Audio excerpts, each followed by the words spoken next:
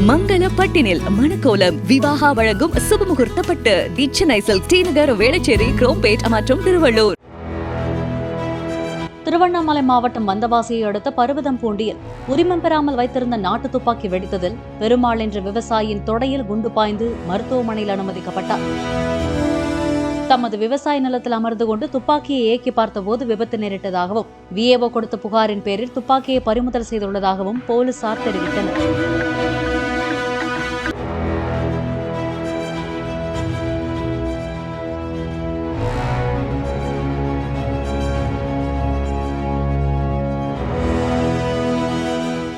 மங்கள பட்டினில் மணக்கோலம் விவாகா வழங்கும் சுபமுகூர்த்தப்பட்டு தி சென்னை சில்க் டி-நகர் வேளச்சேரி குரோம்பேட் மற்றும் திருவள்ளூர்.